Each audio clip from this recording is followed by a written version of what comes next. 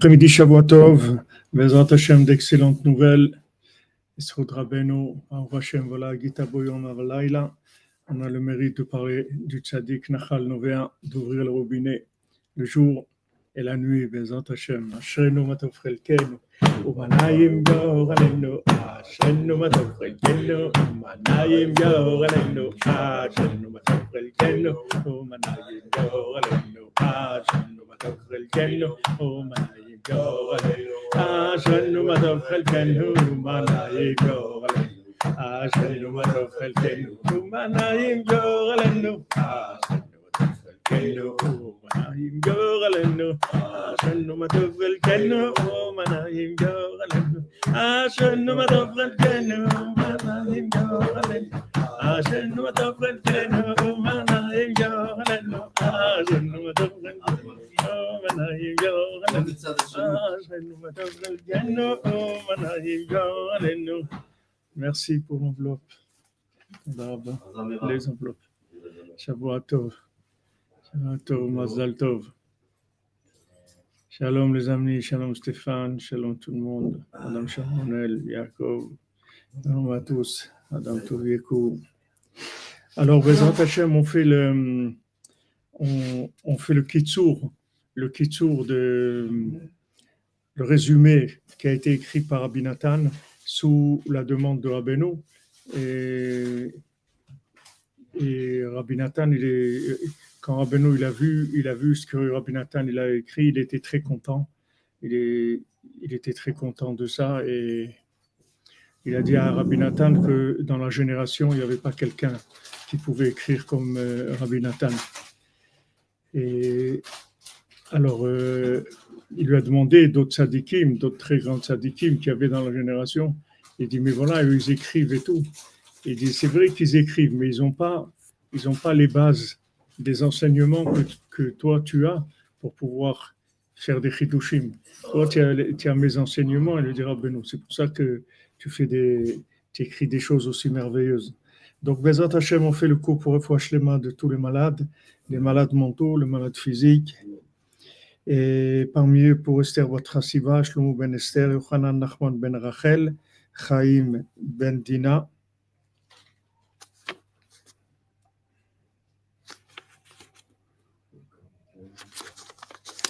Eli ben Rachel, Chana bat Chava, Eliad bat Agnès, Israël Yitzhak ben Fortuné,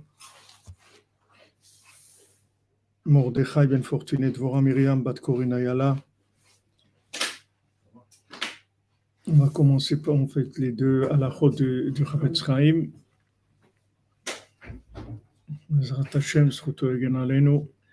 Le lashon hara, c'est-à-dire la médisance, concerne tout propos malveillant susceptible de causer du tort à autrui, même s'il reflète la stricte vérité.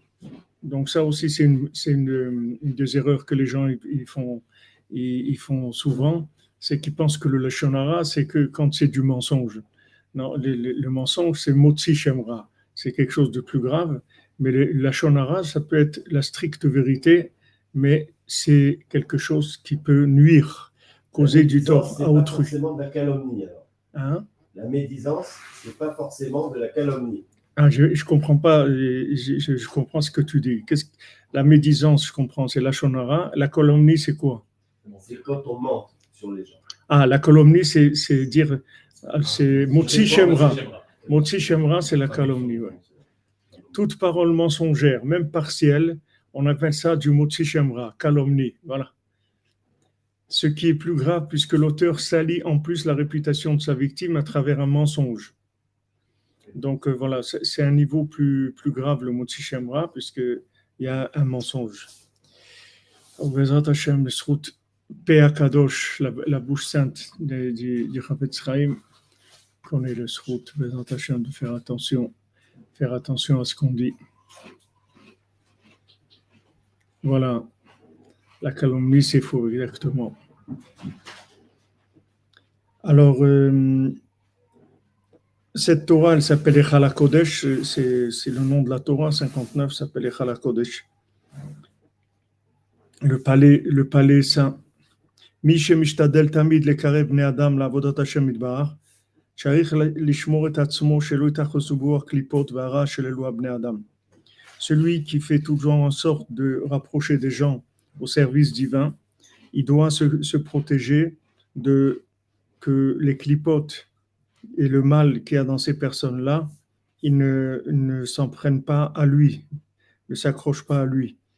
Alors, Mishtadel Tamid, comme on a vu dans Sipurim Asiot, le Chacham, il a dit à ses enfants d'arroser les arbres, ça, vous devez faire ça Tamid. C'est-à-dire ça, il faut faire ça tout le temps.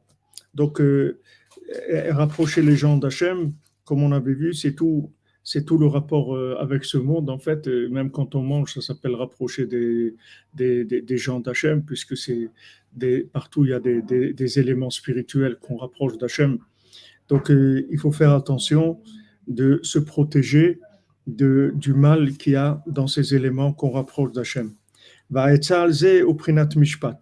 Maintenant, le conseil que Rabbeinu donne pour se protéger de l'emprise du mal qu'il y a dans ces personnes qu'on rapproche à Hachem, c'est le jugement. C'est-à-dire qu'il se juge tout le temps. Que tout ce qu'il a fait, est-ce que c'est comme ça qu'il faut se comporter ou pas? Est-ce qu'il a bien agi ou pas?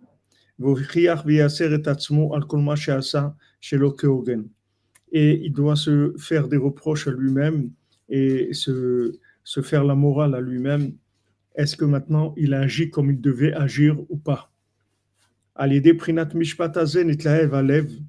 Que par ce jugement-là, il y a un enthousiasme du cœur. Et le feu qui est du cœur, il va brûler les clipotes de manière à ce qu'elles ne s'en prennent pas à lui.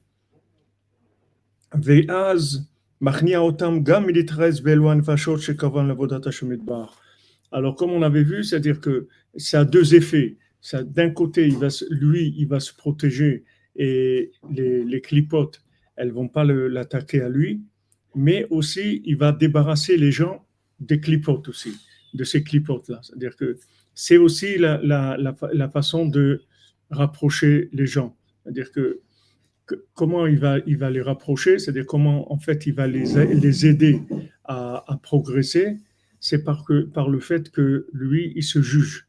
Quand lui, il se juge, et il élimine les clipotes, non seulement par rapport à lui, qu'elles ne le dérangent pas, mais ceux aussi qui se rapprochent, il les débarrasse de leur mal.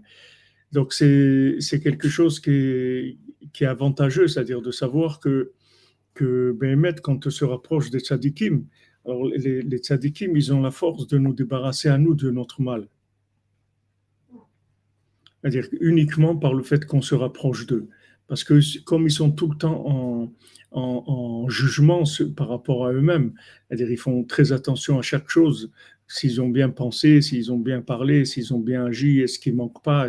Ce jugement qu'ils font, ça même, ça nous débarrasse à nous, ça nous fait faire tchouva, ça nous débarrasse du mal qui est en nous.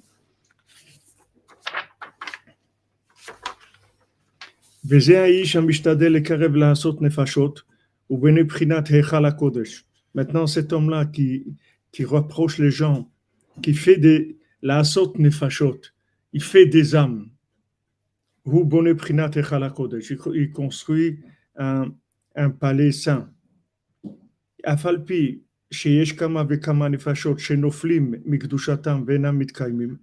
bien qu'il y a plusieurs âmes qui tombent de leur sainteté et qui n'arrivent pas à se maintenir,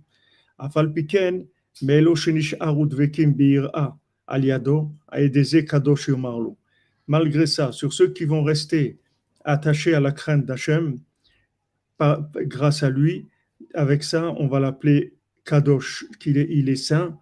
Ça veut dire pourquoi il est Kadosh? Parce qu'il construit Echala Kodesh, c'est-à-dire il construit le palais de la sainteté d'Hachem par le fait qu'il a réussi à rapprocher des gens qui sont restés aussi.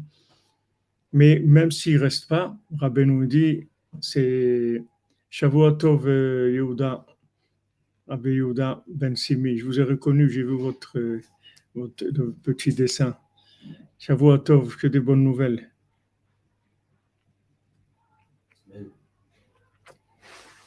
Oui, c'est vrai, Stéphane. C'est, ce jugement-là, c'est pas facile. Il faut, c'est quelque chose c'est un travail, c'est-à-dire de tous les jours. Ça fait partie dans l'Aïd des doutes, c'est une de partie de l'Aïd des doutes, d'avoir un jugement, mais c'est pas évident parce qu'on est pris aussi dans beaucoup dans beaucoup d'émotionnels. Il y a de beaucoup de choses qui viennent et qui nous font croire que ça va, alors qu'on peut avoir des problèmes dans le comportement ou la façon de penser, de dire, d'agir. Voilà, exactement. C'est nous qui devons suivre le tzaddik. Exactement. Refouach les mains pour vous, Yehuda Ben, Simi, Bezat Hashem, des bonnes nouvelles. Amen. Que j'ai le srout de pouvoir vous rendre visite, Bezat Hashem. J'y pense très souvent, il faut que je trouve un moment. והשם יתברך נתכבד מאוד על ידי שמקרבים לעבודתו יתברך אלו הרחוקים. Et Akadosh Baruch Hu, il est très honoré par le fait qu'on rapproche d'Hachem les gens qui sont loin. Parce que le principal de l'honneur d'Hachem, c'est que les gens très éloignés se rapprochent de lui. C'est-à-dire, plus quelqu'un éloigné se rapproche de lui, et plus Hachem il est honoré.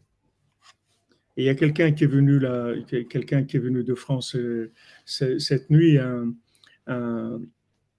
c'est un musulman qui est Breslev, il se rapproche de Rabbeinu, je le connais depuis plusieurs années. Il est resté 7 heures, 7 heures à la frontière ici quand il est arrivé et ils l'ont interrogé et tout, demandé qu'est-ce qu'il est venu faire ici. Ils lui ont pris son téléphone, ils ont regardé pendant des heures tous les appels, tout. Quand ils ont vu qu'il était branché sur breslev.fr, ils lui ont dit ah, tu es Breslev, tout ça. Il a dit ouais, j'aime la Torah, j'aime la Torah, ça me plaît beaucoup, etc. Alors ils lui ont dit tu es venu en Israël pour te convertir, pour faire quoi? Il dit non, je suis venu, j'aime la Torah, je suis venu en Israël pour la Torah, etc. Après, ils l'ont laissé passer. Mais voilà, c'est-à-dire, il n'y a pas plus grand honneur pour Hachem que des gens ils viennent et disent que la Torah c'est beau, que ça leur plaît, que c'est un honneur, un très grand honneur pour Hachem, parce que c'est des gens qui ils sont pas obligés, ils ont aucune pression, il y a pas au contraire, au contraire même, ils n'ont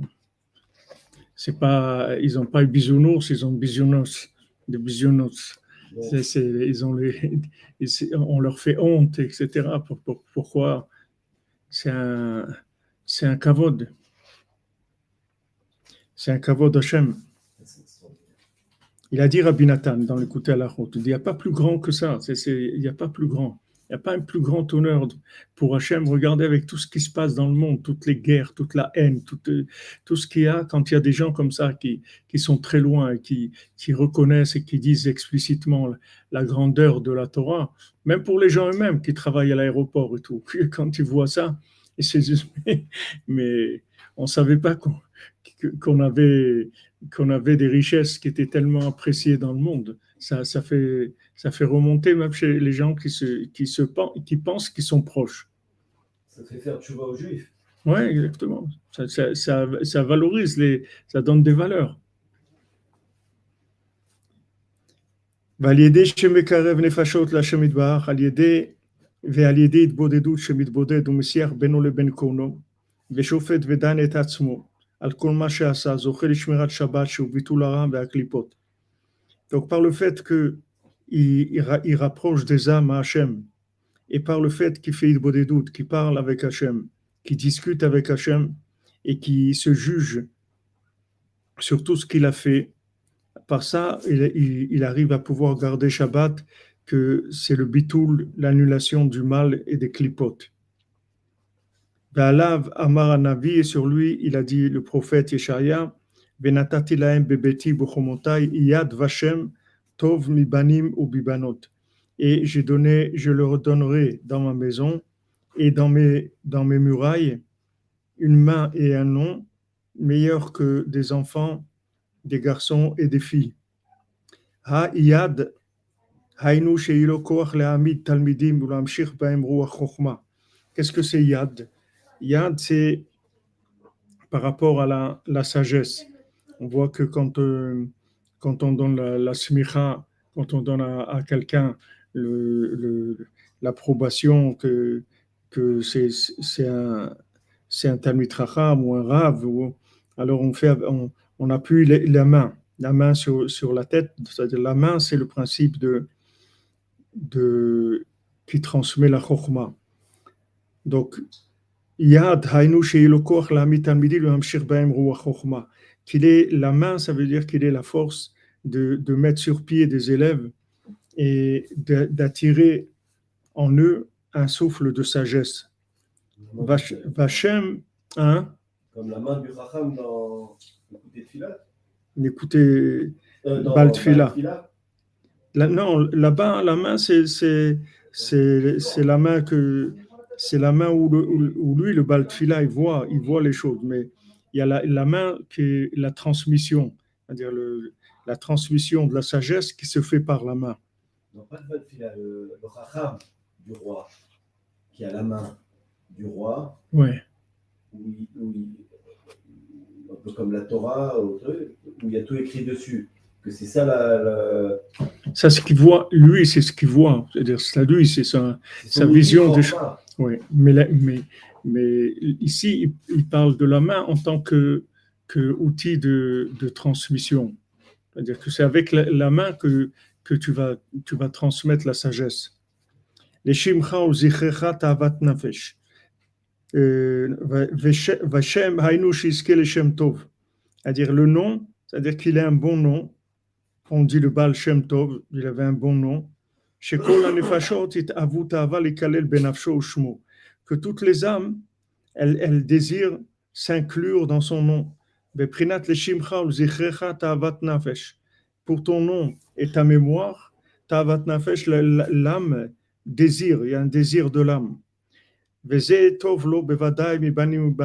ça, c'est sûr que c'est mieux que d'avoir des enfants, des garçons et des filles.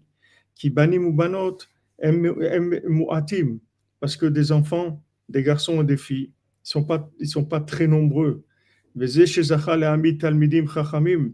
celui qui a eu le mérite d'édifier, de mettre en place des élèves qui sont sages, qui ont de la sagesse,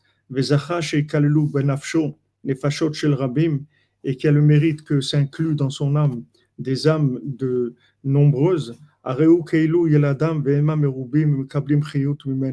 c'est comme s'il les avait enfantés et qui reçoivent de la vitalité de lui. C'est-à-dire que maintenant, par la transmission, chaque transmission, ça fait que l'âme, elle s'inclut. Comme on voit Abraham et Sarah, en effet, Shacher Asou Becharan, les âmes qu'ils ont faites à Haran, c'est-à-dire que nos sages disent, Haran c'est Haronaf, c'est la colère, c'est-à-dire ils les ont sortis de la colère. Pourquoi on voit que Rabbi Nathan dans l'écouter à la Chot, il a beaucoup parlé de la colère? Parce que en fait, qu'est-ce que ça veut dire rapprocher quelqu'un d'Hachem? C'est le sortir de Haran, c'est le sortir de la colère, du Haron Af, sortir de la colère d'en bas et de la colère d'en haut. C'est-à-dire que la colère d'en bas, c'est qu'il est frustré parce qu'il n'est pas à sa place, il ne vit pas comme il doit vivre. Donc il est en colère, c'est-à-dire il n'est pas bien. Il est tout le temps énervé parce qu'il n'a pas de joie et il ne ressent pas la présence divine.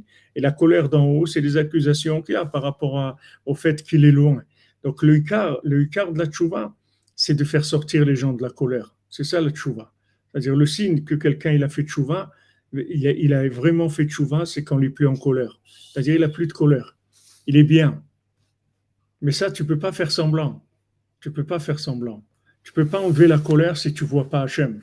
La seule chose qui va t'enlever ta colère, c'est de voir Hachem. Comme un enfant, il pleure. S'il ne voit pas sa maman, ça ne va rien aider. Tu vas lui donner un jouet, ou il te dit non, il ne veut pas, il jette le jouet, ou bien il prend le jouet 2 minutes et après il recommence à pleurer. parce que c'est pas ça qu'il voulait. Il voulait autre chose. Il cherche autre chose. Donc, et ce qu'il dit ici, que maintenant, il les avait sortir de la colère, et ça, ces âmes-là s'incluent dans son âme. Et c'est ce qu'il a dit, Elkana, il a dit à son épouse, à Hana, Halo anochi tov lach me'asara banim. Il dit, moi, je suis mieux pour toi que 10 enfants. Qui Elkana zika et arabim. Parce que Elkana, il rapproché les gens d'Hachem. Validé à Avatam, nasu shneem nefesh achat, ve'otan nefashot shekrev nichalou gam banefesh chana. C'est extraordinaire ce qu'il dit ici. Maintenant, par le fait qu'ils s'aimaient, Elkana et Chana, c'est elle aussi qui les a, en elle aussi, elle s'incluait ces âmes. C'est pas rien qu'en lui. Tu peux dire que c'est lui qui fait le travail. C'est-à-dire, il va, il parle aux gens, il les rapproche, etc. Et Chana, elle est comme Sarah, elle est en retrait, elle est dans la tente, elle est dans la maison, elle s'occupe du tout le côté logistique, disons. Mais le fait que maintenant, il y a l'amour entre le mari et son épouse, entre Elkana et Chana, ça fait que les âmes qui rapprochent, elles sont incluses en elle aussi. C'est pas qu'en lui. Ça veut dire que si quelqu'un il approche des gens. Attends une seconde, Madame Cherbonnet, Neder de Tzaka pour la foi Shlema et protection des enfants, et particulièrement pour Elia Bat Agnès. Elia Bat Agnès, d'accord, je fais une erreur, j'avais noté Eliat. Elia. Qu'est-ce que tu dis, Benjamin? Ça veut dire que c'est à proportion de combien il s'aime que les âmes que lui rapproche, elle les inclut également. Oui. C'est à proportion de combien ils s'aiment. Oui. Ben, c'est-à-dire que combien ils s'aiment, ça veut dire combien ils sont inclus l'un dans l'autre. Combien tous les deux ils font qu'un. Non, mais c'est pas évident que ce soit l'inclusion l'un dans l'autre, que ce soit par l'amour. Il y a plein de paramètres dans un couple. Il y a un seul paramètre d'inclusion, c'est Ve'ahavta et Hashem Elokecha. Bechol levavcha, bechol nafshecha, bechol modecha. Echad, tu peux pas t'inclure si tu n'aimes pas, c'est pas possible. Il n'y a pas d'autre façon tu peux faire ce que tu veux, faire des cadeaux, faire des sourires, faire ce que tu veux. S'il n'y a pas d'amour, il n'y a pas d'inclusion. L'amour, c'est l'inclusion. C'est la définition même de l'amour, c'est l'inclusion. La définition de l'amour, c'est devenir un avec la chose. Alors, ce qui est extraordinaire, c'est que maintenant, on voit ça même dans le partage du butin de la guerre. On voit ça chez Abraham Avinu, et on voit ça a été Abraham Avinu, il a instauré, en fait, quand il a fait Abraham Avinu, c'est devenu une règle par rapport à tout. David Ameller aussi faisait la même chose. Celui qui garde, il a la même part que celui qui fait la Oui, celui qui reste au campement pour garder ou pour préparer à manger ou pour faire tout ce qu'il fait pour que les autres puissent aller faire la guerre. Alors tu penses que c'est ceux qui sont battus sur le terrain qui ont droit de partager le butin. Mais Abraham Avinu l'a instauré ça. Il a dit non. Ceux qui sont restés dans le campement pour garder, pour faire à manger, pour aider, alors ces gens-là, ils reçoivent leur part du butin exactement comme s'ils étaient sur le terrain en train de faire la guerre. Et c'est devenu une règle générale dans le Ham Israël pour toujours. C'est-à-dire, c'est quelque chose qui a été instauré par Abraham Avinu, mais c'est devenu une règle qui est restée tout le temps comme ça. C'est-à-dire, il n'y a pas de différence entre celui qui est sur le terrain, c'est-à-dire dans l'action elle-même, et celui qui permet en fait qu'il y ait cette action par le fait qu'il fournit toute la... C'est logique. Voilà. C'est logique, parce que s'ils perdent, ils vont se faire zigouiller aussi. Oui, il y a ce côté, mais le fait que maintenant, eux, ils s'occupent de la logistique, c'est-à-dire qu'ils s'occupent du kiyum, c'est-à-dire du maintien, de tout ce qui est de manger, organiser, la fourniture de vêtements, d'armes, de médicaments s'il y a besoin, tout ça, tout ce qui prépare derrière, c'est quelque chose qui permet aux autres de faire la guerre.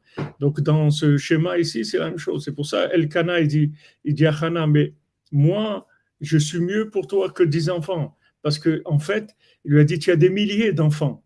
Tu as pas toi, tu pleures que tu n'as pas d'enfants, mais tu as des milliers d'enfants.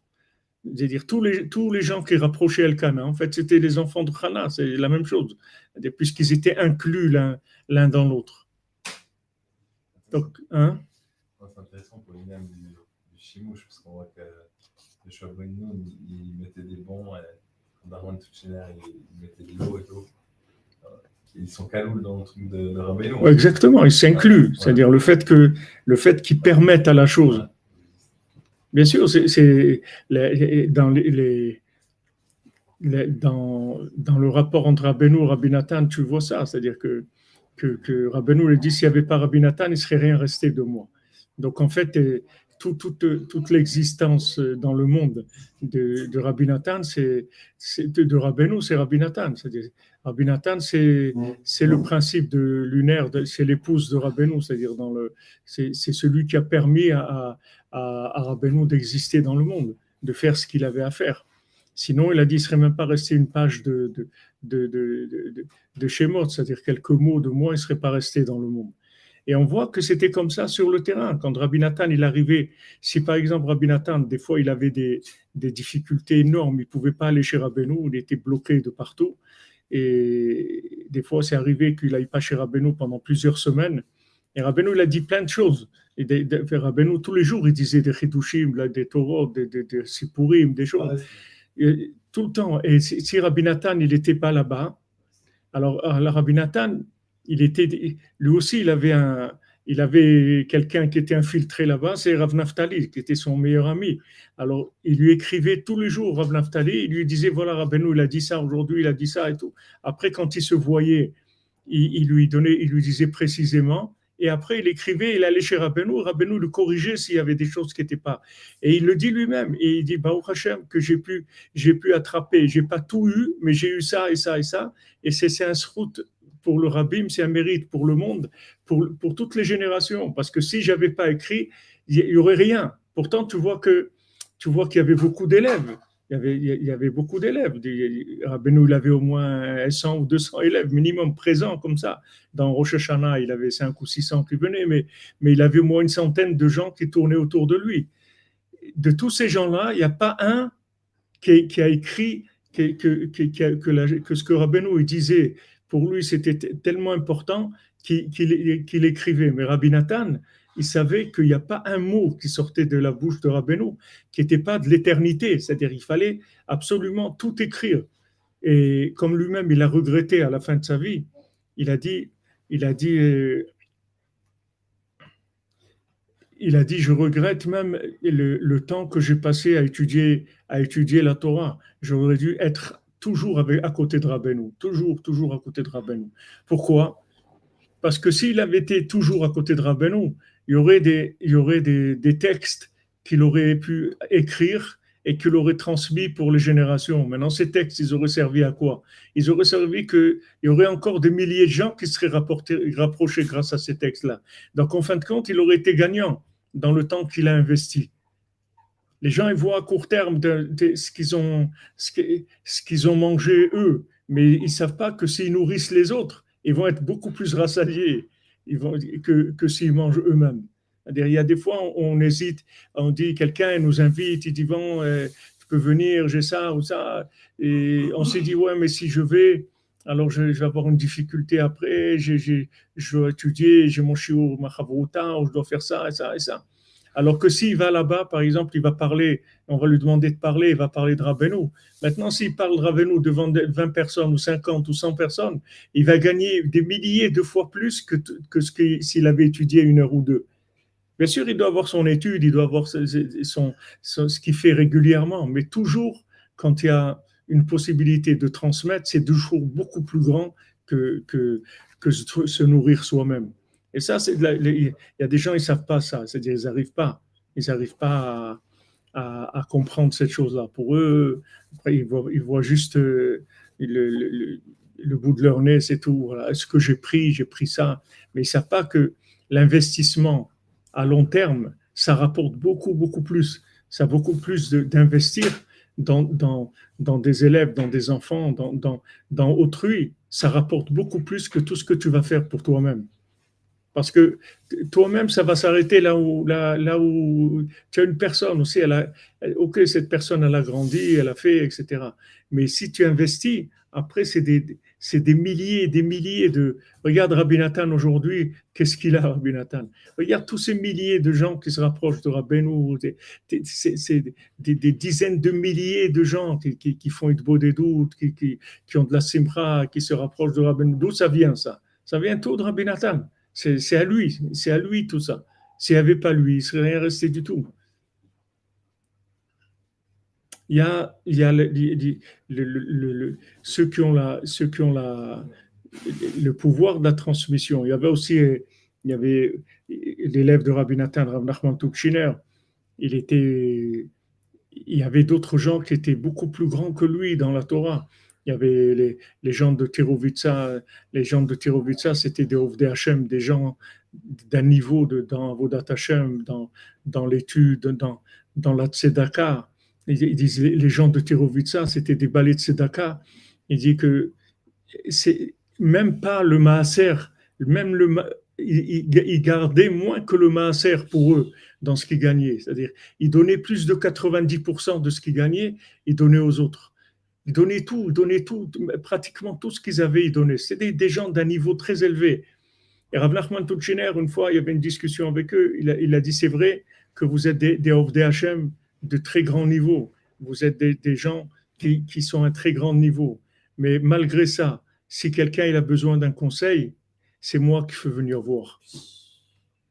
Parce que Rav Nachman Tuchiner, c'était la continuité de Rabbi Nathan.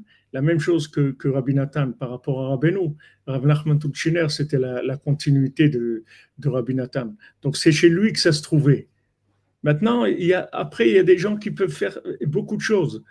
Mais le da'at, c'est-à-dire la conscience, c'est-à-dire la vision de l'enseignement de Rabbeinu, il était chez lui. Il le savait et il le disait clairement. Pourtant, Rav Nachman Tuchiner, ce n'était pas un grand érudit en Torah. Ce n'était pas un Rav. Qui n'était pas un Rav comme les Rav de Tchérin ou son fils Rav Ram Ben Nachman. Il y avait des gens en Torah, ils étaient beaucoup, beaucoup plus grands que lui. Lui, il était orphelin, il a pas été, quand il était enfant, il n'a pas étudié la Torah comme il fallait, il n'était pas là où. Donc, il a appris après, quand il s'est rapproché de Rabbi Nathan, il a commencé à étudier, mais il était avec Rabbi Nathan tout le temps. Quand Rabbi Nathan il a su que l'année d'après il allait mourir, puisque Rabbi Nathan c'est quelqu'un qui savait, il savait beaucoup, beaucoup de choses. Donc il a pris Rav Nachman Tuchiner et il l'a emmené dans toutes les villes où il allait Rabbi Nathan. Il lui a dit voilà, je t'amène là et là pour que déjà l'année prochaine tu sauras déjà comment faire tout seul. Rabbi Nathan lui a dit explicitement, il savait que l'année d'après il allait mourir. Il lui a dit voilà, je t'emmène dans les endroits. Après, tu continueras tout seul après. Pourtant, ce n'était pas une image d'un érudit en Torah, quelqu'un qui sait tout, mais le principal, il l'avait, c'est-à-dire il avait le souffle du tzaddik à un niveau le plus élevé qu'il y ait dans la génération. C'est ça le principal. Après, le reste, c'est de la structure. Mais le principal, c'est le souffle. Il faut qu'il y ait la présence. Neder de Zdaka, pour Shlema rapide et complète pour notre amie cordonnière Violette Esther Badjan, par le Médor Rabbeinu. Amen, amen, Madame Charbonnel. Donc, il faut pas se tromper où investir, dans quoi investir. Il ne faut pas se tromper dans quoi investir.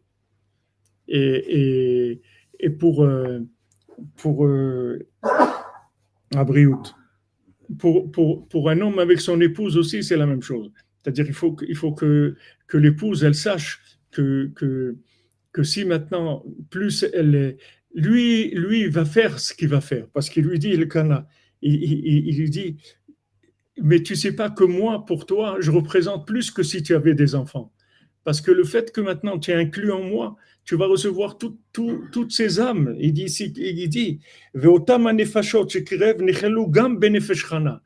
toutes les âmes qu'il a rapprochées, elles se sont incluses aussi dans l'âme de Hana. Donc, c'est-à-dire que la femme, elle a intérêt, dans son intérêt, elle a intérêt à s'inclure dans son mari. Parce que le mari, lui, va faire ce qu'il a à faire. Il va rapprocher les âmes. Mais maintenant, si sa femme, elle est inclue en lui, alors ses âmes, elles s'incluent en elle aussi.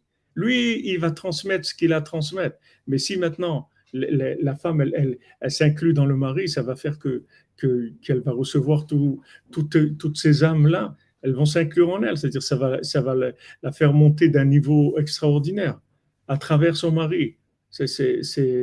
Donc, il y a vraiment l'intérêt de faire attention à ce que... Oui, on voit bien que le fait qu'elle a quand même insisté pour avoir un enfant réel, et pas que des âmes de son mari, ça a donné Shmuel Hanavi, la royauté d'Israël. Moshe et Aaron ensemble, la valeur de Moshe et Aaron ensemble. D'accord. C'est lui qui a fait David Améler, c'est lui qui a fait la royauté. D'accord, mais c'est beaucoup plus... C'est-à-dire que là, elle a eu le mérite qu'elle a eu un fils qui était un élève aussi, qui a été un grand élève. Mais Rabbeinu dit, si tu as un fils qui n'est pas un élève, alors bon, ok, tu as amené quelqu'un dans le monde. Mais si tu as un fils qui est un élève, c'est-à-dire qui arrive à prendre le souffle, alors c'est sûr que c'est extraordinaire. C'est-à-dire que toutes les prières qu'elle a faites, et ça a permis que cet enfant-là, il soit animé de prophétie, c'est-à-dire il est devenu un prophète. Par toutes les prières qu'elle a faites, elle a construit comme un prophète. Mais le principal dans l'enfant, c'est l'élève, c'est pas l'enfant. Parce que ça marche dans un sens, mais ça marche pas dans l'autre sens. C'est-à-dire que si tu as un enfant, c'est pas automatiquement un élève. Mais si tu as un élève, c'est automatiquement un enfant. Si tu as un élève, c'est ton enfant aussi, même physiquement. Nos sages disent, même son corps, il vient de toi, pas que sa spiritualité, même son corps physique, il vient de toi. Donc, ça marche dans un sens, pas dans l'autre. C'est-à-dire que tu peux avoir un fils, c'est pas garanti que ça va être un élève. Mais si tu as un élève, c'est sûr que c'est ton fils aussi. Donc, c'est plus intéressant d'investir là que là. C'est-à-dire maintenant, si tu as le deux, alors c'est sûr que c'est extraordinaire. Si tu as un fils qui est en même temps un élève, c'est extraordinaire. Merci Zigzag. Shavua Tov, qu'Hachem vous bénisse. Voilà, il faut prier pour que les enfants ils se rapprochent de Rabbeinu. C'est les inclure dans Rabbeinu. Et d'un autre côté, même en français, quand tu dis élever un enfant, c'est quoi élever un enfant? C'est le rendre un élève. C'est ça, élever un enfant. Qu'est-ce que tu veux dire, élever un enfant? Qu'est-ce que tu lui as donné? Tu lui as donné à manger, tu l'as habillé et tout. Tu peux faire ça avec n'importe qui. Tu vas dans un truc qui distribue, qui fait une œuvre de bienfaisance, tu leur donnes de l'argent, ils vont habiller des gens, ils vont nourrir des gens. Qu'est-ce que tu as fait? Le principal dans l'enfant, c'est que tu en fasses un élève. C'est ça, c'est pas le principal. Il faut que l'enfant, il aime ta chokhma. Donc c'est pour ça qu'il aime ta sagesse. Donc c'est là où tu vois que la colère, il faut faire attention. Parce que la colère, ça dégoûte les enfants comment tu veux qu'un enfant, il aime la sagesse de son père si son père il se met en colère? Qu'est-ce qu'il y a comme sagesse? C'est un animal, quelqu'un qui se met en colère.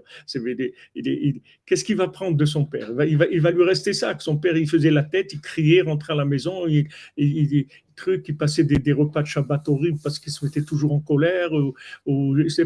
C'est ça qui reste. Comment tu veux qu'il devienne un élève? Et il veut se sauver, oui, il veut rejeter ça, ça ne l'intéresse pas. Donc, c'est un travail énorme, c'est-à-dire d'arriver à faire que tes enfants, ça toi tes élèves, c'est un travail énorme. La plupart des gens, ils arrivent pas à ça. Il ne faut pas s'inquiéter, c'est quelque chose de très, très élevé, de mériter qu'un enfant, que ce soit un élève, c'est un niveau très, très élevé. Mais en tout cas déjà, dans la vision de l'enfant, tu dois voir dans ton enfant beaucoup plus un élève qu'un enfant. Parce que le principal de lui, c'est le côté élève, c'est pas le côté enfant. Le côté que c'est ton enfant, laisse tomber. Même si tu l'avais pris de la rue, c'est pareil, ça ne change rien du tout. Tu comprends? Le fait que c'est ton enfant physiquement et tout, c'est rien, tout ça. C'est écrit, ça, hein? que Michal, c'est Michal, la femme de David, que c'est écrit qu'on parle d'un autre enfant, et on dit quoi? Je crois qu'elle n'avait pas d'autre enfant de David. Et on dit non, c'est l'enfant de sa sœur, mais comme c'est elle qui l'a élevé, c'est comme si c'est son enfant. Oui, tout à fait, tout à fait. C'est pas le côté. Les gens, ils investissent 80% de leur énergie dans le rapport parental, si tu veux. Mais filial. Mais c'est pas ça le principal. C'est le contraire. Il faut investir 90% dans le côté élève et 10% dans le côté parental. C'est-à-dire ça, tu le fais parce qu'il est là, c'est tout. Il est à la maison, tu es responsable, tu le nourris, tu l'inscris dans une école. Mais maintenant, ce que tu vas lui transmettre, c'est ça le principal. Il faut que tu lui fasses aimer la Torah, il faut que tu lui fasses aimer le tzaddik. Il y a des parents, il y a des parents qui ont dégoûté leurs enfants du chemin dans lequel ils étaient, même si le chemin il était extraordinaire. Mais le fait qu'il est passé par des gens qui ont des mauvaises midotes et surtout du casse, de la colère, ils ont dégoûté leurs enfants de ça. Même si la vérité qu'ils avaient, elle était extraordinaire. Ça peut être Breslev, ça peut être ce que tu veux. Si les parents, ils ont de la colère, ça dégoûte l'enfant. Et des fois, il y en a qui ont eu le mérite de redécouvrir Breslev après sous un autre angle et d'arriver à se rendre compte que, en fait, la transmission de leurs parents, elle était faussée par leur comportement, mais que Rabbi Nachman, c'est quelque chose de très élevé, etc. Il y a des gens, ils ont rattrapé, tu vois, mais c'est pas tout le monde. C'est pas tout le monde. Il y a des gens qui sont Breslev de souche, que leur arrière-grand-père, il était Breslev. Mais tu ne peux pas leur parler de Ouman ou des trucs comme ça. Ils viennent. Mais là, ils n'ont rien à voir avec ça. Ça ne les intéresse pas du tout, du tout. Du tout. Parce qu'au niveau de la transmission, à un moment, ça a bugué. Il y a eu un problème. Il y a un problème dans la transmission. Donc, même dans les enfants, il faut savoir que le principal dans l'enfant, c'est le côté élève. Alors, qui va s'occuper du filial? C'est la maman? Non, c'est pas le papa et la maman. Les deux vont s'occuper du filial, mais il faut savoir que c'est pas sur ça qu'il faut investir. Ça, tu fais moyen. C'est pas besoin d'investir là-dedans. C'est pas le principal. Le principal, c'est que tu en fasses un élève. Si tu arrives à ce que ton enfant, il aime ta sagesse, alors tu as gagné. C'est-à-dire, tu as tout. Mais tu vois, quelqu'un, il lui dit que ne perds pas ton temps avec ça. Pourquoi tu es triste? Pourquoi tu es triste? Inclus-toi en moi, tu vas avoir des milliers d'enfants. Pas 10, des milliers d'enfants tu vas avoir. Pour mériter d'élever nos enfants dans la chokhma du tzaddik. Amen, Yitzhak, Shavua Tov, mon ami. Alors pourquoi Rabbeinu dit que pour élever ses enfants, il faut s'éloigner d'eux? Comme ça, il dit Rabbeinu, non? Oui. L'éducation de ses enfants, c'est de s'éloigner d'eux. Eh ben c'est au contraire, ce que tu dis, ça va dans ce que. C'est-à-dire, Rabbeinu, tu dis, éloigne-toi du bisounours, éloigne-toi de ça. Ne sois pas bisounours. Tu vois qu'à l'école, tu vas pas avoir un professeur qui te fait des bisous toute la journée, il te pince les joues, les trucs et tout. Il t'enseigne, il te fait aimer l'enseignement, c'est tout. Et justement, Rabbeinu dit que c'est mieux de ne pas être trop collé, pas trop collé émotionnellement et affectivement, de ne pas être trop collé à l'enfant. Ça lui permet de grandir mieux, il grandit mieux. Parce qu'à la fin, tu deviens comme un radiateur électrique. C'est-à-dire quoi? Tu as chauffé la maison, c'est tout. Mais qu'est-ce que tu as fait? T'as donné quoi? Ok, tu l'as bien nourri, tu t'es amusé avec lui, tu l'as fait faire du sport, tout ce que tu veux, tu lui as fait plaisir, il a kiffé, tout ce que tu veux. Mais qu'est-ce que tu lui as transmis? C'est-à-dire qu'est-ce qui est passé? Il y a des parents, ils emmènent leurs enfants à la synagogue, mais ils les dégoûtent d'aller à la synagogue parce que de la façon dont ils l'emmènent à la synagogue, chaque fois, ils lui donnent de moins en moins envie d'aller à la synagogue. De la façon dont ça se passe, ça le dégoûte plutôt qu'autre chose. Il vaut mieux qu'il le laisse tranquille, c'est tout, qu'il le laisse à la maison et tout. Et qu'il essaye petit à petit de l'intéresser, ou même quelqu'un d'autre qui l'intéresse, ou d'essayer d'avoir des gens qui l'influencent, qui lui transmettent. Mais il faut savoir que le côté parental et même affectif et matériel, c'est pas ça le principal. Parce que si tu as un enfant qui n'est pas un élève, tu n'as pas fait grand-chose. Tu as beaucoup investi, tu as mis beaucoup de force, mais c'est dommage. C'est pour ça que Sarah, en fait, Abraham et Sarah, ils n'étaient pas très, très, très accros à avoir des enfants. Ce n'était pas tellement leur truc, parce qu'ils ne voulaient pas perdre le temps avec ce côté-là. C'est-à-dire, ils préféraient rapprocher des gens. Et ils savaient que c'était leurs enfants automatiquement. Mais il est arrivé un moment où il faut transmettre un héritage matériel. Donc, il faut quelqu'un qui prenne la relève. C'est là où... Hein? L'alliance. Oui, c'est-à-dire qui reste physiquement... Mais non, l'alliance, c'est-à-dire que si tu laisses des élèves dans le monde, c'est tes enfants, c'est la même chose que tes enfants. Mais là, il y avait un héritage d'Abraham Avinu qu'il fallait qu'il laisse quelque chose de matériel à la suite. C'est pour ça qu'il a demandé des enfants. Il a parlé d'héritage. Il a dit, qu'est-ce qui va mériter? C'est Eliezer de Damas, c'est lui qui va hériter de moi. Mais il n'a pas parlé au niveau de la chorma. Il a parlé au niveau de son héritage matériel. C'est de ça qu'il parlait. Parce que la chorma, il avait des milliers d'élèves, Abraham Avinu. S'il parle de l'héritage et pas de la chorma, alors ça va à Ishmaël, ça ne va pas à Eliezer. Si ça va à Eliezer, c'est qu'on ne parle pas d'héritage physique, on parle d'héritage d'élèves. Non, pas du tout. Abraham Avinu, il n'était pas frustré sur les élèves. Il avait des milliers d'élèves.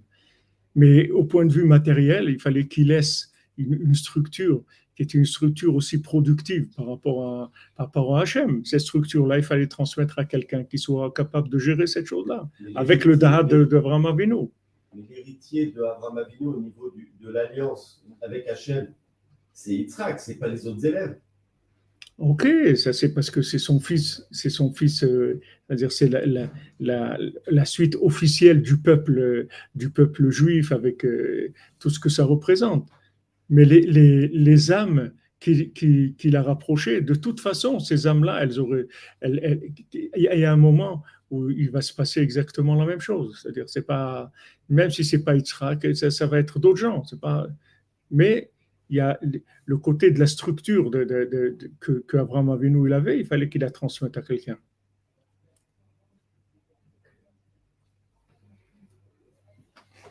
Vous ne connaissez pas mes enfants, vous dites Madame Déborah. Eh ben, venez, je vais vous les présenter un jour.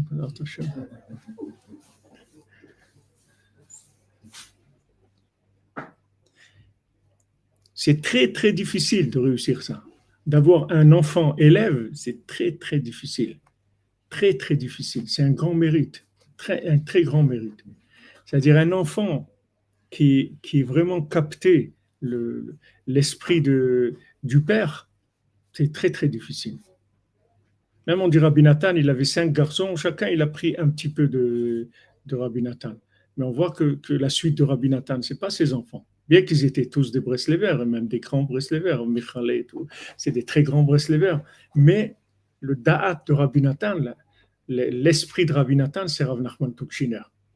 Parce que Rav Nachman Tuchiner, tout simplement, il a donné sa vie pour lui, c'est tout. C'est ce qu'il dit ici, c'est comme, il dit à Hana, inclus-toi en moi, c'est tout, t'occupe pas, inclus-toi en moi, c'est tout. Comme il a dit Shimon, le Shimouch, c'est-à-dire inclus-toi en moi. Et ce qu'il faisait Rav Nachman Tuchiner. Rav Nachman Tuchiner, il passait un Shabbat chez lui, un Shabbat chez Rabbi Nathan, toute sa vie, c'était comme ça.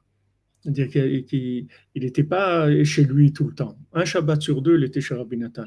Et c'est lui qui levait les valises de Rabbi Nathan, c'est-à-dire qui essayait de faire matériellement tout ce que Rabbi Nathan il avait besoin de faire, d'aller imprimer les livres, tout ce que Rabbi Nathan il avait besoin et qu'il pouvait faire, il le faisait.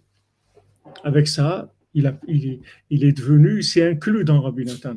Donc après même Même Rav Nachman, le Rav de Tchérin, Rav Nachman de Tchérin, qui était un Gaon Olam, c'était un des plus grands rabbinim qu'il y avait en Ukraine, c'était une sommité de toute l'Ukraine au point de vue Torah. Lui-même, il venait écouter les shiurim de Rav Nachman Tuchiner parce qu'il savait que Rabbeinu, il se trouvait chez Rav Nachman Tuchiner. Pourtant, tu vois, Rav Nachman Tuchiner, il n'a pas laissé des écrits, on a quelques lettres à lui, c'est tout. Mais on n'a pas un livre qu'il a écrit, un livre. Et Rav Nachman Tuchiner. Le Rav de Tchérin, il a écrit plein de livres. Il a écrit les Shon Chassidim, Sefer Chassidim, Parparot la Chokma, Kara de Shabbata, Zimrat Haaretz, Nachat HaShulchan. Il a écrit plein de livres. C'est un Gaon Olam. Mais tous ces livres-là, ça n'arrive pas à ce qu'il a transmis Rav Nachman Tuchiner. Si on est là aujourd'hui, c'est parce qu'il y avait Rav Nachman Tuchiner. Rabbi Nathan, ce n'est pas le chamage de Rabbeinu. C'est Rabbi Shimon, le chamage de Rabbeinu. Non, le chamage de Rabbeinu, Rabbi Shimon, c'était un chamage chamage de ce que Rabbeinu avait besoin matériellement pour fonctionner, mais le chamash, le chimouche de la chokhma, celui qui a vu la grandeur de Rabbeinu, c'est Rabbi Nathan. Il n'y a personne qui a vu ce que Rabbeinu représentait comme Rabbi Nathan. Et quand il y avait des fois des discussions, une fois, il y a fait une discussion entre les grands chassidim de Rabbeinu par rapport à des décisions à prendre, etc. Et ils étaient en discussion, là, qui disaient non, il faut faire comme ça, il faut comme... Alors il y avait là-bas la fille de Rabbeinu, elle a dit, une seule chose je sais, c'est que Rabbeinu, il a dit, rien que Nathalie, rien que Rabbi Nathan, c'est tout. C'est là, rien que là que ça se trouve, c'est tout. Il n'y a pas tous les autres élèves, c'est très bien, mais c'est pas, ils n'ont pas pris ce que Rabbeinu Mamash. C'est mélangé ce qu'ils ont. Ils ont appris des choses de Rabbeinu, mais ils savent eux aussi des choses. Tandis que Rabbi Nathan, il s'est effacé complètement. Tu ne peux pas trouver dans Rabbi Nathan autre chose que Rabbeinu. Tu ne vas rien trouver d'autre. Tu vas trouver que Rabbeinu, c'est tout. C'est ce qu'il dit à Hana. Fais ça. Fais ça. Inclus-toi. Et tu vas voir tout. Tu vas voir tout. Et ça, c'est le principe de l'élève. C'est-à-dire tu peux apprendre par inclusion beaucoup plus que tout ce que tu auras dans ta vie. C'est-à-dire toujours, par inclusion, tu sortiras toujours plus grand que par l'apprentissage personnel. Tu apprendras beaucoup plus à être employé chez quelqu'un que d'être autodidacte. Parce que quand tu es autodidacte, ça va passer toujours par tes midotes à toi. C'est-à-dire tout ce que tu vas apprendre, ça va passer par ton circuit à toi.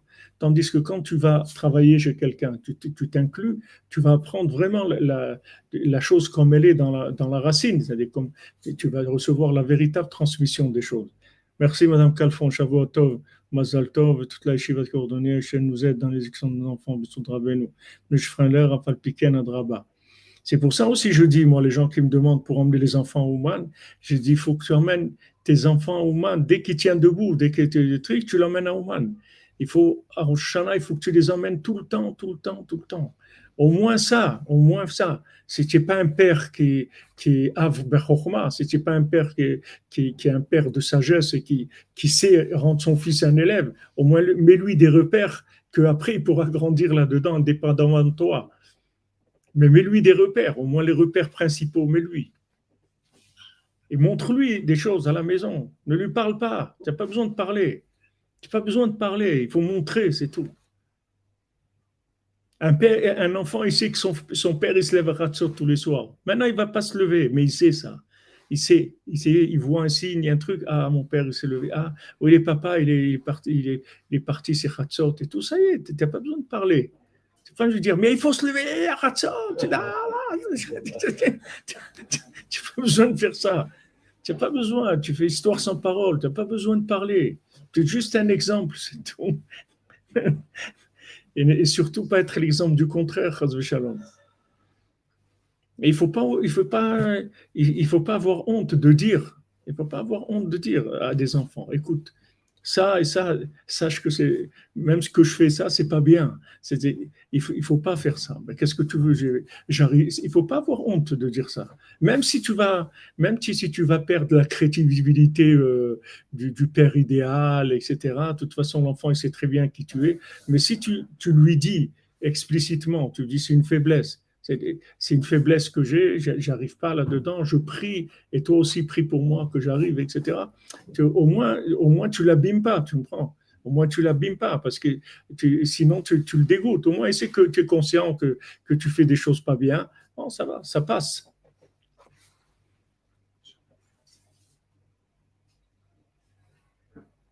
Au Hachem, Madame Calfon, tous vos enfants, Oman, avant l'âge de 7 ans, Tikkun HaKlali, Tzedaka. Ah, voilà, exactement, comme vous dites, Madame Lina. Si au moins on ne peut pas faire l'acte, il faut montrer qu'on aurait aimé le faire. Qu'est-ce que tu dis, Shimon? Tu veux dire quelque chose? Non.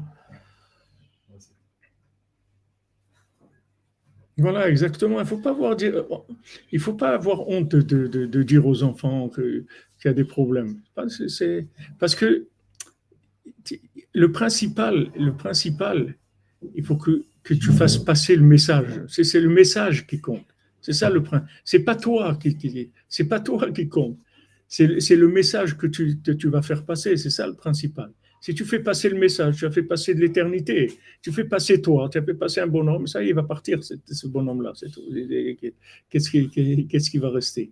Mais si tu lui fais passer le message de la Chokhmah, ça y est, tu l'as rentré dans l'éternité. Et ça, c'est très important ce qu'il dit ici pour le fonctionnement de la maison. C'est très, très important ce qu'il dit ici.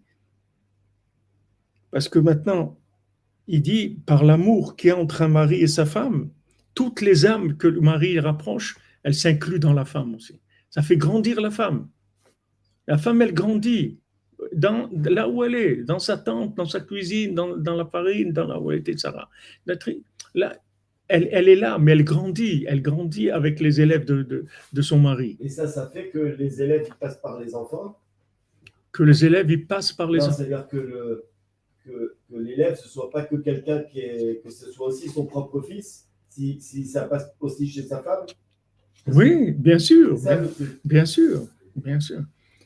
Si ta femme, c'est ton meilleur élève, ton plus grand élève, c'est ça qu'il faut que ça soit. Si ta femme, c'est ton plus grand élève, tu es pratiquement garanti que tes enfants, ils sont tes élèves. Mais c'est elle qui décide. C'est-à-dire, si tu as une femme, hein? S'il s'aime. Oui. C'est son élève. Si. Mais qu'est-ce qu'il y a de plus que ça? C'est pas ça. Je te dis tout à l'heure. C'est quoi aimer? C'est s'inclure dans l'autre.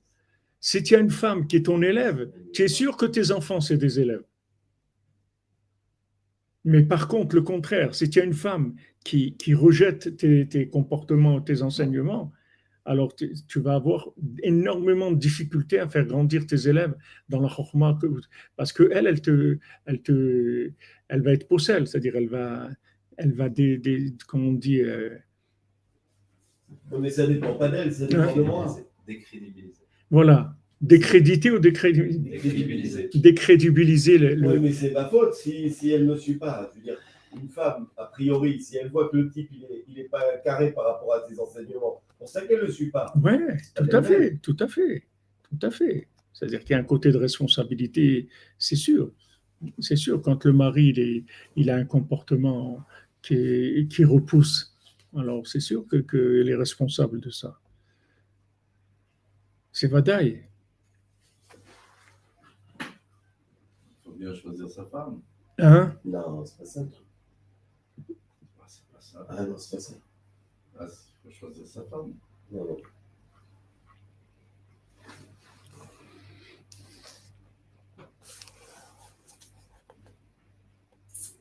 Donc je répète ce qu'il a dit.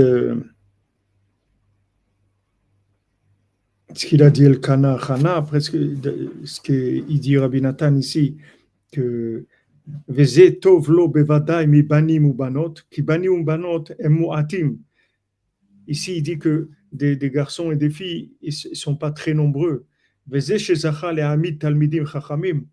celui qui a eu le mérite d'avoir des enfants qui soient des sages, il a eu le mérite que s'inclut en lui des âmes du rabbim, c'est-à-dire des âmes, de nombreuses âmes de l'extérieur.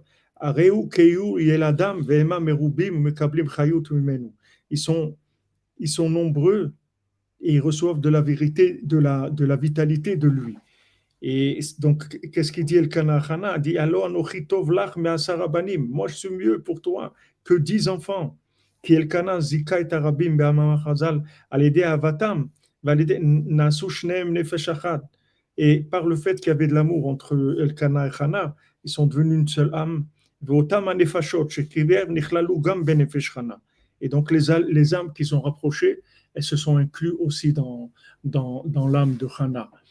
Et donc, tu vois que le travail d'une épouse, c'est pas le rapport avec l'extérieur. C'est-à-dire que c'est l'épouse, il faut pas, c'est pas la peine qu'elle aille faire des cours ou qu'elle aille distribuer des livres ou ça. Une épouse, il faut qu'elle s'inclue dans son mari. Bien sûr, si son mari c'est un mari, si c'est un pingouin, si c'est un clown, alors c'est un clown. Il faut qu'elle se débrouille parce que elle n'a pas de vitalité de son mari. Mais c'est le mari. Le mari, il est branché. Le mari, il transmet. Ça, c'est le casse qui fait qu'elle peut s'inclure, que lui, il enlève son casse, ou c'est pas de rapport? C'est une des midotes qui sont le plus possèles, qui rendent la personne, qui éloignent. Qui écoutent des chiots. Hein? La journée à la radio, des femmes qui écoutent des chiots. Ouais. Un rave après l'autre. Oui, mais parce que elles ont un mari qui est pas, ou le mari il est vide, il n'a pas de Torah, ou bien il est insupportable. Il a de la Torah, mais tu peux pas t'approcher. Comme tu rends un magasin, ils vendent des beaux trucs, mais ça sent mauvais et tout, tu peux pas tenir 2 minutes, tu peux pas acheter. C'est bien beau, mais c'est pas vivable. S'il n'a pas le mari minimum d'Eretz, de respect, c'est pas vivable. Sa Torah, elle vaut rien du tout, elle peut pas se transmettre. Donc c'est pour ça, comme tu dis, il y a des femmes qui écoutent des cours toute la journée, ou des femmes elles-mêmes, elles vont faire des cours parce qu'elles n'ont pas de vitalité de leur mari. Hein? Et après le mari se trouve qu'il a une rabbinite à la maison, et il a une femme qui s'est montée à son compte et qui sait des choses. Elle va lui dire mais non, c'est pas comme ça, j'ai entendu, il a dit ça, elle va l'embêter toute la journée, c'est normal. Il n'a pas transmis. Alors, elle va pas mourir et s'asphyxier. Elle est obligée de prendre ailleurs. Soit que le mari il est vide, et soit qu'il est coléreux ou il a des choses qui repoussent, soit les deux, des fois, et soit. Mais ici, c'est des clés de la vie. Si, au moins, rien que de savoir ça, c'est déjà messianique, c'est la Géoula, rien que de le savoir. Pas maintenant où on se trouve, mais rien que de savoir où ça se trouve pas, c'est déjà énorme. Au moins, tu sais sur quoi prier, tu sais. C'est derrière Eretz Kadma la Torah, au moins, tu es quelqu'un de correct.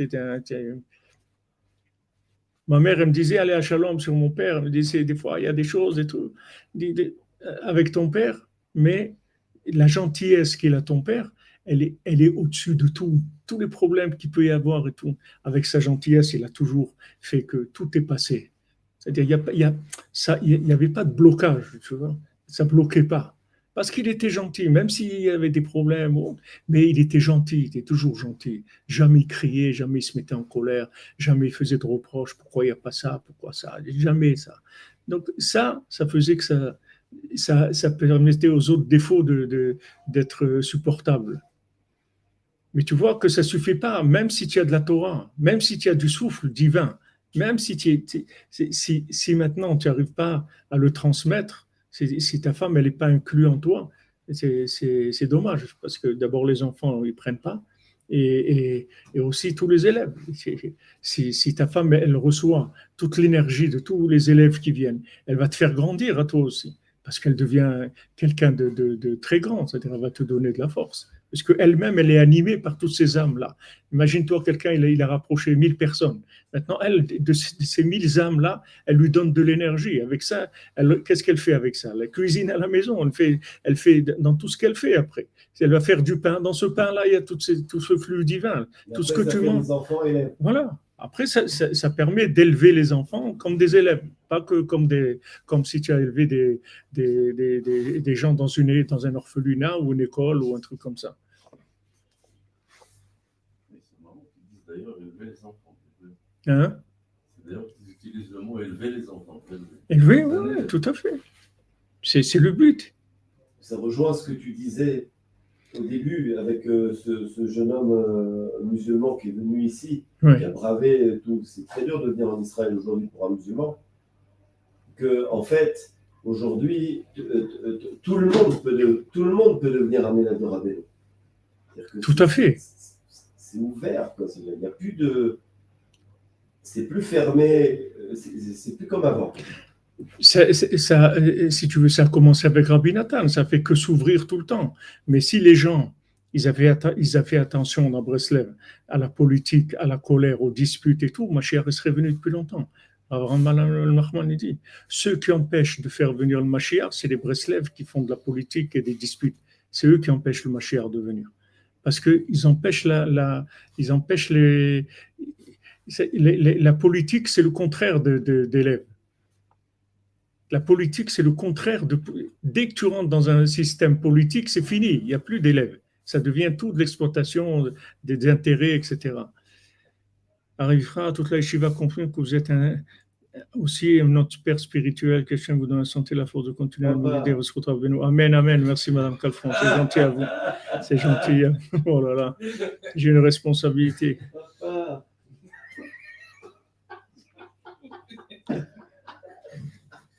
Oui, 1000 enfants, ça fait beaucoup d'allocations familiales, effectivement.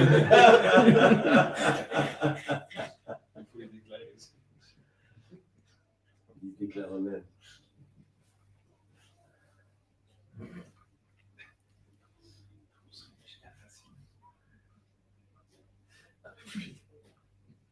Ouais, la politique, c'est prétendre qu'on a tout compris. Dès qu'il y a, il rapporte, Avlevitsa, qui rapporte plusieurs exemples de gens qui étaient opposés dans Breslev, par exemple. Même Rav Nachman Tuchiner, il avait, comme je vous ai dit tout à l'heure, il avait les gens d'autres communautés qui étaient contre lui dans des choses, dans des façons. Mais jamais il y avait de dispute. Parce qu'il ne politisait pas les choses. Il ne politisait pas les choses. Et aujourd'hui, il y a des tendances à politiser. La politique, c'est que tu fais des partis. Dès que tu parles de partis, c'est-à-dire tu coupes avec les autres. Ou tu es là, ou tu es là. Mais tu ne peux pas être là et là en même temps. Avant, tous les Breslevers, ils étaient ensemble, avec des visions de la vie qui étaient différentes. C'est-à-dire de Rabbeinu même. Comment faire avec Rabbeinu, c'était différent. Tu avais les gens de là-bas, de Tirovitsa, c'était des Ovdei Hashem de folie, c'est-à-dire des gens très très grands. Mais la politique, c'est faire des murs. C'est des partis, c'est-à-dire que c'est parti. Tu fais une partie, tu fais un parti, c'est-à-dire une partie. Cette partie-là, elle est fermée, elle tourne en rond. Donc tu veux rentrer chez nous, voilà le Rav, c'est lui, voilà ce qu'il dit, c'est ça, voilà le truc, il faut faire ce qu'il dit, et l'autre, il ne faut pas aller chez lui parce qu'il est contre le Rav. Ça y est, avec ça, tu as fini. Avec ça, ma chère, il ne peut pas venir. Parce que tu coupes, parce qu'il y a des gens, ils ont besoin de 3 ou 4 aspects de Breslev pour grandir. Ça ne leur suffit pas. Ils ont besoin de ça, ils ont besoin de ça, ils ont besoin de ça. Et comme dans la nourriture, tu ne peux pas manger qu'une seule chose. Tu ne vas pas pouvoir développer. Tu as besoin de manger ça et ça et ça. Spirituellement, c'est pareil. Il y a des groupes qui sont axés sur le chesed, des groupes qui sont axés sur la prière, des groupes qui sont axés sur la Torah. Et il y a des gens qui ont besoin de tout. Ils ont besoin de prendre un peu de là. Maintenant, si tu coupes, tu dis, ça c'est un parti, ça y est, tu l'obliges à se syndicaliser, c'est-à-dire à se définir. Ou là. Mais les deux, tu ne peux pas. Ça ne marche pas. Mais ça, à l'époque de Rabbi Nathan, de Rav Nachman, même Rabbi Nathan, il avait des Breslevers qui étaient opposés à lui dans plusieurs façons de voir Rabbeinu. Mais jamais de dispute, jamais de politique, ça n'existait pas. Tu fais ce que tu fais, c'est tout, mais c'est tout. Tu penses que c'est bien de faire ça, fais-le, c'est tout. Mais il n'y a pas de politique, tu comprends? Et dans l'enseignement, c'était souvent, Rav Levitsa, quand il lui posait des questions, il disait, écoutez, ici, on parle de ce que Rabbeinu dit en général. Après, ta formule, cherche-la, c'est tout. Cherche ta formule. Parce que si maintenant, lui, il donne une formule en tant que dirigeant, ça y est, ça va devenir de la politique, tu comprends? Il faut s'habiller comme ça. Il y a des groupes, ils s'habillent tous de la même manière. Tu comprends? Ça y est, c'est une armée, c'est fini, tu ne peux pas t'approcher. Si tu rentres, tu n'es pas habillé comme ça, et tout le monde te regarde, ou bien qu'est-ce que tu fais là, ou bien qu'est-ce que tu attends pour mettre les habits. C'est-à-dire, si tu veux être avec nous, il faut être comme nous, c'est tout. Mais il faut essayer que ça soit le plus large possible, c'est-à-dire que le plus ouvert possible. Malheureusement. On dit que les Français, le propre des Juifs qui viennent de France, c'est qu'ils arrivent à enlever les barrières, c'est-à-dire qu'ils ouvrent à tout. Par exemple, dans Breslev, ici, il y a toutes les facettes de Breslev qui sont venus des gens de tous les styles. Oui, il faut arriver à ça, c'est-à-dire à transmettre Rabbeinu, c'est tout. Tu fais pas de politique, je comprends. Tout le monde est bien parce que tout ce que tu vas pouvoir faire, ça va aider des gens. Il y a des gens qui sont axés plus sur ça, mais il y a des gens qui ont besoin de ça. Rabbeinu, il couvre tous les besoins, mais maintenant, comment ça va s'exprimer? Ça va s'exprimer comme ça. Il faut respecter le tzaddik, la volonté du tzaddik. Maintenant, dans la maison, c'est la même chose. Si tu veux élever tes enfants, il faut que tu fais attention à la shonara, tu fais attention à la politique, tu fais attention à... Tu parles pas sur les beaux-parents, tu parles pas sur les grands-parents, tu parles pas sur ça, parce que tout ça, ça casse ça casse le rapport. Ça casse le rapport. Des gens qui voient que leurs parents ils font pas de la shonara, et ça aide énormément à recevoir la chorma. Mais dès qu'il voit qu'il y a de la shonara, qu'il parle sur sa belle-mère ou sur le truc, mais c'est sa belle-mère, c'est sa grand-mère, c'est truc qu'il aime. Il aime son grand-père ou sa grand-mère. Ne salis pas ça. Parce que si tu salis ça, c'est toi qui vas recevoir les conséquences de ça. Si tu salis ce qu'il aime, tu te salis toi-même par rapport à lui. Puisque tu le trahis. C'est-à-dire, lui, il aime ça. Maintenant, toi, tu dis des trucs pas bien. C'est dangereux. C'est des choses qui sont... Après, les gens, ils s'étonnent. Mais c'est dangereux. C'est des attitudes qui sont dangereuses. Il faut faire attention. Il faut être chacham. Il faut voir où ça mène. Les paroles. Tout ça pour dire ça, une chose, une autre, tu peux t'empêcher de dire.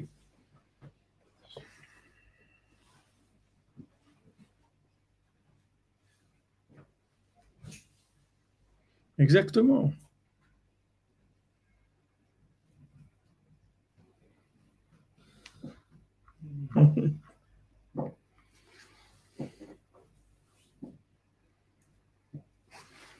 Ah là, je ne comprends pas ce que vous dites, hein, Guillaume.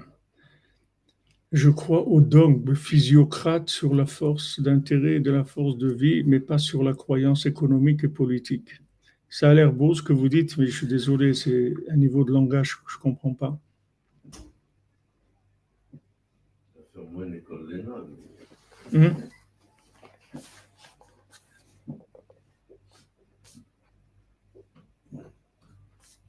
Oui, et après, Rabbi Nathan il dit, Ikar Shmirat Hashem, si tu veux garder ton nom, que ton nom ne se salisse pas, qu'il ne soit pas abîmé, c'est Shmirat HaNefesh, en fait, ton nom, c'est ton âme.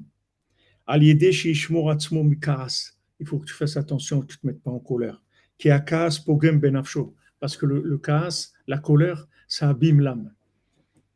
Quelqu'un qui se met en colère, tout de suite, il est discrédité. Tout de suite.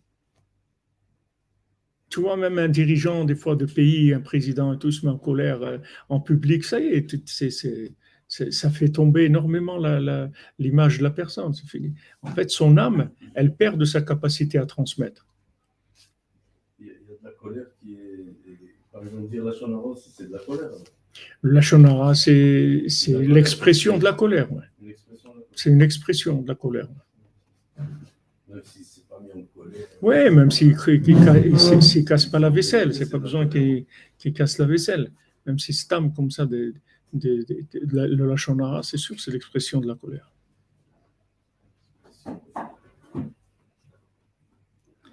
Voilà les amis, on a un petit peu dépassé l'heure. Et Bezat Hashem, voilà, peut-être que demain on finit le Kitsour et on fait le Sioum de cette Torah 59 qui nous a amené tellement de choses, qui vont nous amener beaucoup de choses. Parce que Baruch Hashem, ce qu'on a appris, c'est les Olam Vaed. Ce qu'on a appris, c'est pour l'éternité. Ça ne va jamais nous quitter. C'est Ashrenu Matov Chelkenu.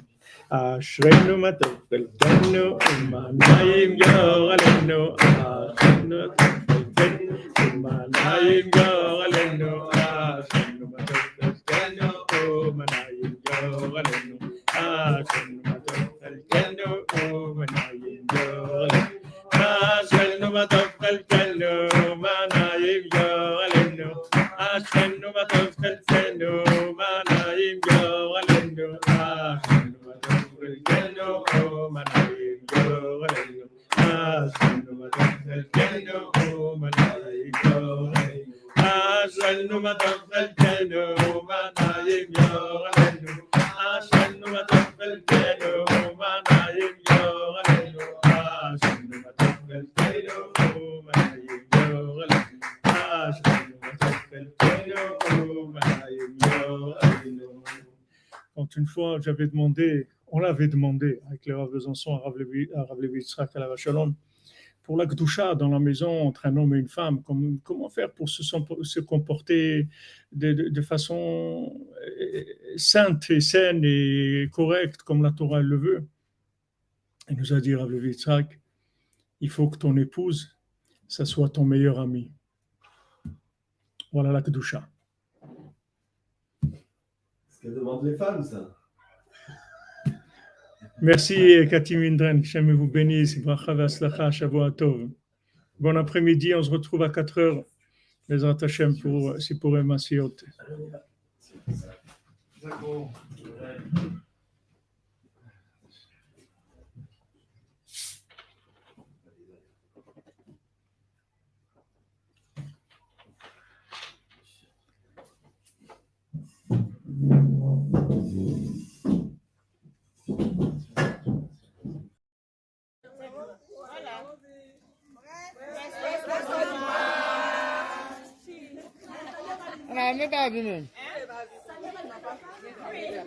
Salut la rabbinite Esther Ifra et Rav Ifra.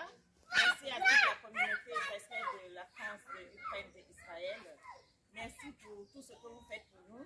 Aujourd'hui, nous sommes ici en Côte d'Ivoire pour vous dire merci et dire merci à Hachem pour tout ce qu'il fait pour nous.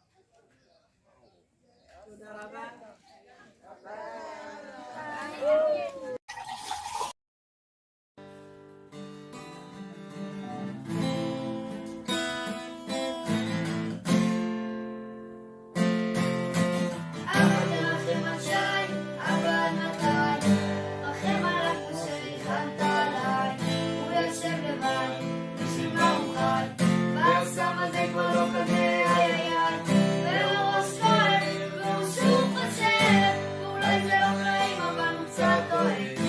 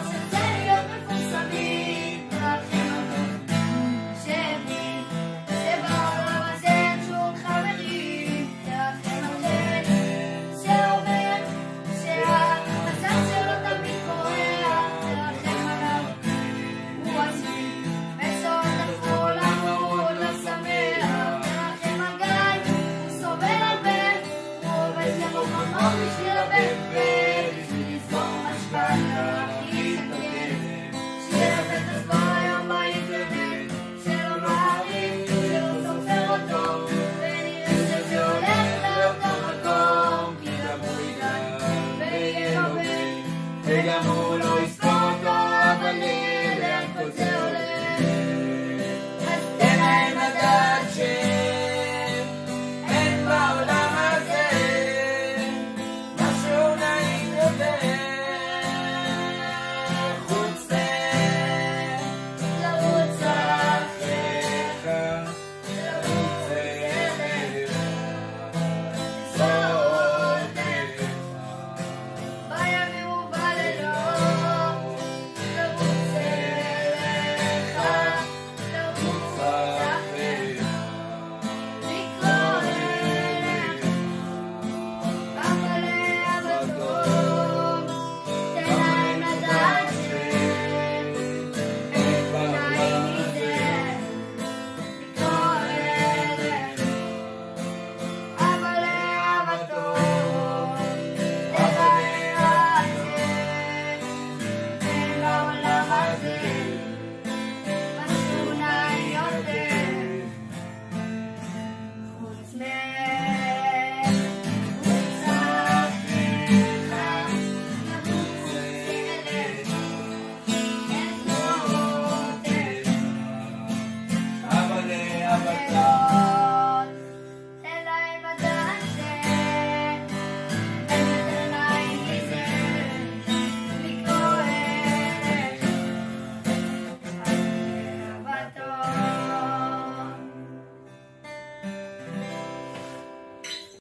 Jérusalem, celui-là pour le bonhomme du Franciflant. Encore quelques Il secondes. y en a un autre qui était mieux. Il y a un problème avec les yeux. On est ou à 2 heures ou à 4 heures. Kazakh. On est déjà là. Je vais aller à Ashdod. Où c'est que vous êtes, vous, Nathan? Ashdod, je ne sais pas quand, mais Et là, c'est Kobi, c'est Yehuda. Ah, c'est chez Yuda. Enfin, son quoi. C'est quoi, parfaitement avec Jordan. C'est ça.